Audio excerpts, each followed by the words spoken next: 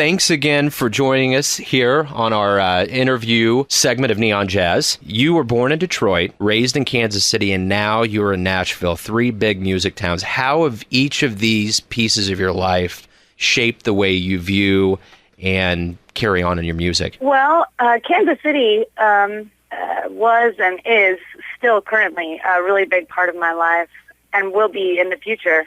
The music in that town, it's got a community to it. It's got a beat, it's got a vibe, and it's always been something that I've noticed since I was a kid. I grew up in an artist family, and so I was kind of always out with them and listening to people and being influenced by, people at the time that I considered to be untouchable, just in my, local world. I found out later that some of them were world-renowned, but I didn't know anything about that.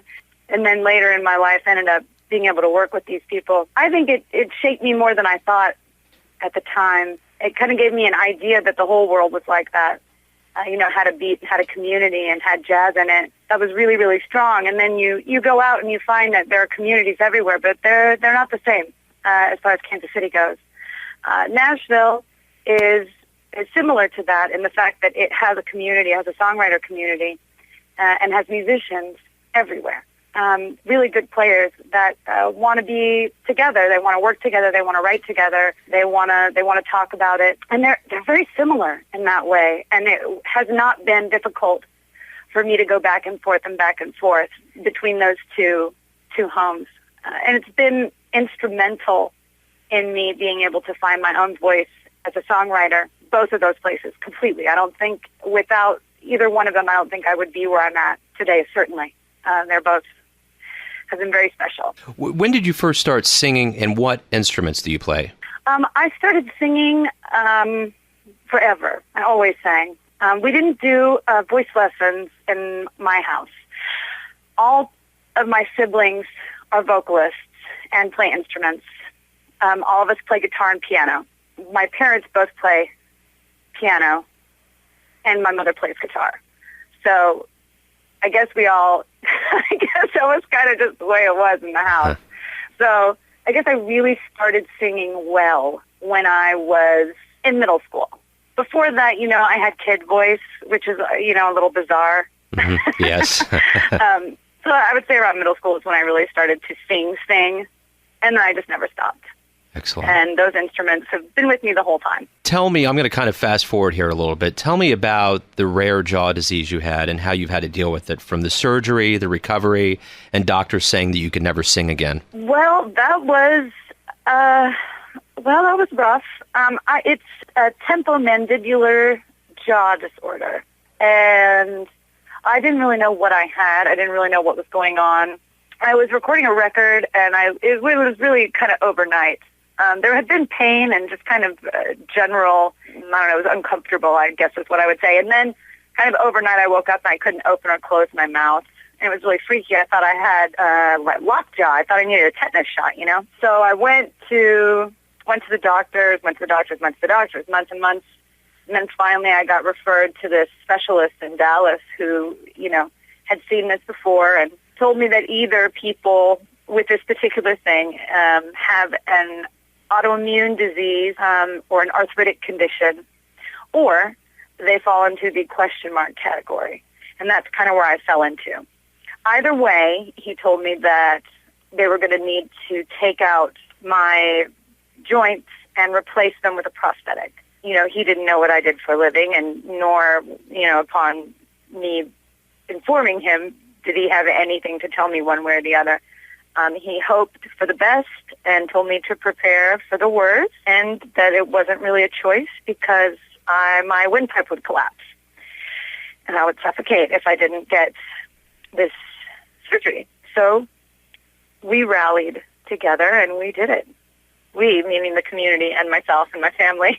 Sure. And we made it happen. So and I'm still in the process of dealing with that, and I probably always will. And it's been something very special, but, very difficult at the same time. Which leads into my next question. You have 3 albums under your belt. What is in the works for either this year or next year? Well, I am going to plan a relocation to Kansas City for a while, and I'm going to record a jazz record. And I think I would like to do a live jazz record, and I'm trying to meet with people and figure out exactly how we're going to do that. If we're going to do it in several locations, if we're going to do it live in a room, in a studio, live in studio performance. I'm not quite sure how we're going to do it, but I think it's going to be really exciting, and it's time. Yeah. I feel like it's time.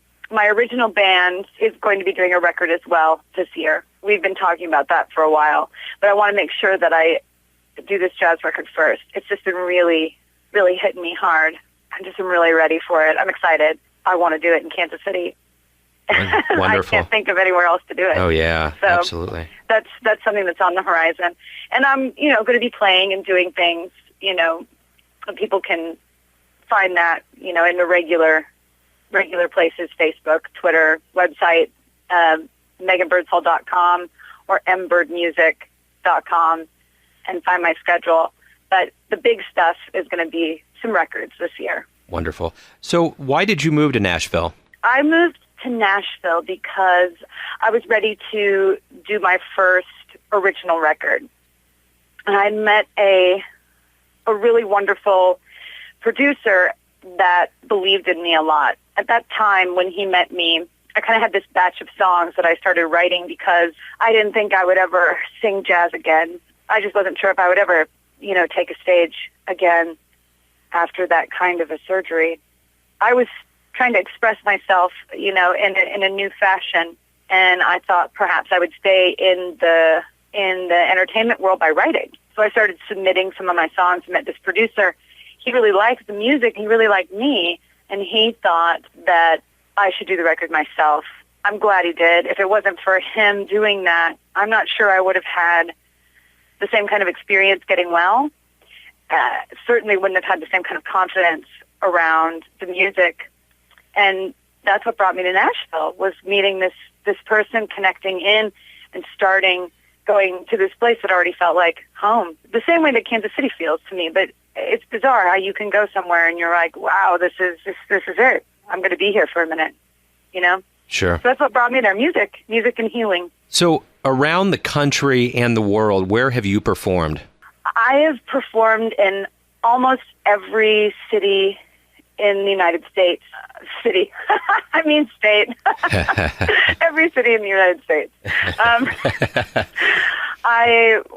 Let's see, I think we went to, 37. We were 37.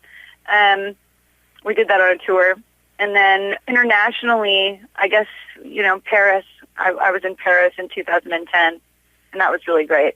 I hope to go everywhere. Yeah, 2010, I went all over the country and then to Paris and back again. Where is your favorite place to perform and why?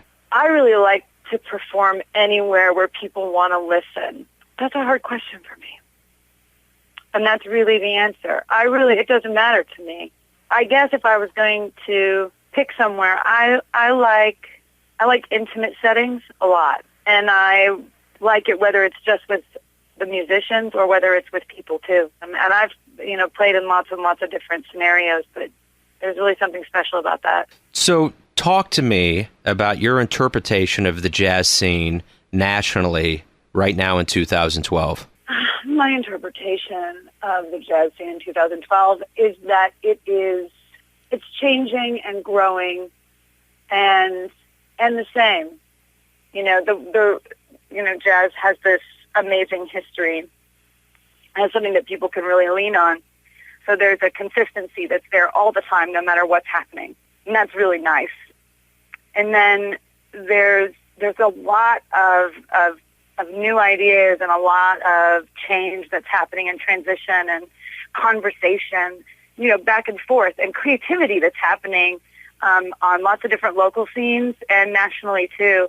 And it's exciting. I really feel like being, young and involved in this scene it's lucky. It's lucky. We have a lot of room to grow and a lot to learn and a lot to do. And I think the local conversations are becoming the national conversations, and the national conversations become local. And that also says something about our times. And that's really great. And the music is always good. I mean, it's always good. Well said. So who are your jazz heroes and why? I always like Mingus. I like the phrasing. I like his soul. I like his conversation that he has inside of his music. I like his particular, I don't know, his consistency and his artistic, like, stamp on everything that he does. I've always gravitated towards that. Vocally, I'm a vocalist, so I didn't listen to a lot of vocalists until I got more comfortable with myself and the songs. I really just tried to listen to them by themselves, or learn them on the piano. And then, you listen later so you could, read the words, feel their meaning and the music with it, and then try and find some type of delivery. But now, my favorite vocalist, I really love Carmen McRae a lot. I really, really, really like Ella a lot. And everybody does because she's great.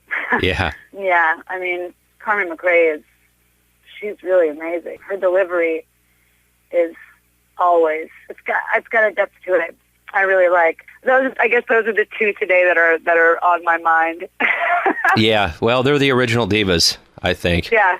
And Mingus especially, I can't tell you, especially recently, I just have been struck. And I've just been, hanging out with people and we've just been listening a lot lately to that, so it's just on my mind.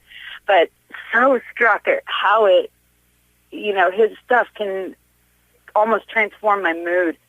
From sometimes if I can, it can just transform my mood, period. I don't need, the qualification is irrelevant, but it's pretty fantastic, so. The proof that Mingus is really as good as he is you need to read his biography that came out about a year ago. He just said that to me. That's crazy. Okay, I'm getting it.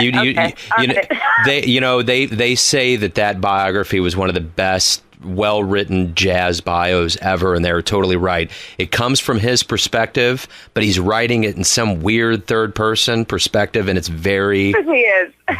Yeah, it's very raw, and you can see how he was kind of a volcano for the civil rights movement, and the music that he made was totally fueled off of all of that angst that he saw all those musicians go through, and I think that's why he was so powerful. I don't want to interject too much subjectivity in the interview, but I think you really should read it. About life.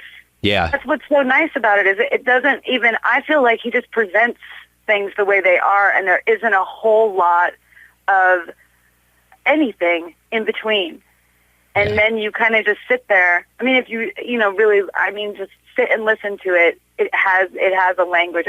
Jazz has a language in and of itself, and you go through cycles. You'll hit, the biggest people and sit inside their music, and, you're changed, But for him, I really feel like, I don't know, it's something really special. Another one I wanted to mention is Anita O'Day. Yeah. She's also very good. Very good. I have a video of her that's some kind of like compilation or, one of those television, movies that they do about people. I haven't watched it yet, but it's been sitting on my dresser for a year and a half. I stare at it every day. I swear I see her every morning. So that's awesome. She's also very good. Let's hop into the jazz spaceship here, and let's go from Dixieland to bebop to post-bop, West Coast jazz. What style do you like the most? I like, oh man, that's such a hard question. I like old school. Really, I really like South Waller tunes. I really do. I like to sing them. I like Duke Ellington. I like Cole Porter. There's something about that time period that really, really speaks to me. Listening, it's so hard. I like all of it. Without spending 4.5 hours with you and I having a conversation that has nothing to do with this interview, this is one of the things that I've noticed about myself with music. There is nothing about music that does not speak to me, whether it's jazz or, hardcore punk music. I really, if it's got something to say and people want to say something, I really, really enjoy it. What I have noticed, even with jazz, and even with some of the best players around, some of the best composers, things that have, heavy hitters like Herbie Hancock and things like that. You know, in these pieces, I get lost a little bit in the 80s and the early 90s. It's like my attention fades. I get a little lost when I get in there. I don't know if it has something, if I have a block up or something to that, but that's something that I'm trying to get rid of, because there's some really great stuff that's happening all the time in all of those different eras of jazz particularly. And you have to be open to listen to all of it if you want to keep growing and changing and getting better and better and better, especially with this particular genre of music, because that's the whole deal. You have a whole lifetime to continue to get better and better and better and better and better. You don't have a shelf life until you're dead. And that's great. Yeah, well said. You know? Talk to me a little bit about your accomplishments up to this point. Well, I'm still alive, Joe. I don't know. I feel like I've been really lucky. I mean, obviously, I have had goals in place, like wanting to keep doing this music. This music meaning all of music. I want it all the time, all of it. And I want to write it. I want to sing it. I want to sing other people's. I want to sing my own. Doesn't matter. I think it's a good accomplishment to not have that beat out of you. And that's something that I see a lot around me, especially with musicians, especially in this industry. I see a lot of people lose that spark. I feel like in some way I'm trying to keep a hold of that, and that's a huge accomplishment for me. As far as, like, you know, what have I done? I mean, I've been able to make records. I've been able to travel. I've been able to do festivals and work with famous people and non-famous people who are also amazing. And I'm still doing it and travel, and that's a big accomplishment. I'm not sure if that's the answer you were looking for, but that's definitely a non-corporate answer. It's very raw. That's very nice. Well, living the life. Yeah, definitely. Yes, that is definitely true. So let's hop in the Jazz DeLorean here. Where would you go to meet two jazz musicians in any time period ever? Who would they be? Oh, come on! You're killing me. Okay. That's what we do around here. All right, I want to meet Louis Armstrong. That's where I would go. I want to go to Chicago when he was playing with King Oliver. And I want to be in the audience. I don't even care if I got to meet him. I just want to hear it. Yeah. That's where I would go. I would sacrifice both trips for just that one. that would do it for me. The two leprechauns for one. That would be so cool. Yeah, that would be amazing. So does Megan Birdsall live with any regrets? No. Mm-mm. Okay. At this point in your life, I'm going to kind of piggyback off of this one. Maybe the same answer. At this point in your life, is there anything that you would have done differently? No. No, absolutely not. What was it like to give your autograph out for the first time? I thought it was a joke. I thought they were kidding. I thought we were going to sign maybe for each other. I think I probably tried to sign there. I was like, so what? Aren't you going to sign anything for me? It's crazy. unless they're kids, then you're like, because I remember being, going out to listen to jazz. I remember getting autographs. Woo! That was crazy. Yeah. What album are you listening to? If you're in the CD world or tape, what album are you listening to right now in your car? Or what is the last thing you listened to on your iPod? What's on my record player right now is Love Supreme. That's the truth. I haven't been able to flip it over. I'm not ready to flip it over. So I go through stages sometimes when I need that record. Can't flip it over yet. That's what's on my record player. I'm going to get back to where we were before we started recording here and kind of prepping the interview. And I have one last question. Describe Megan in one tweet. 144 characters, to be exact. Oh my gosh. Are you kidding me? I don't know. Let me put it this way. If someone was to buy your album and they didn't know who you were, but they were interested in a new female jazz voice, and they opened up the liner notes, what would be the first sentence in there that you would pick that you think would accurately describe who you are, what you're doing as a musician, and what you want to get across to that listener as a vocalist in the jazz craft?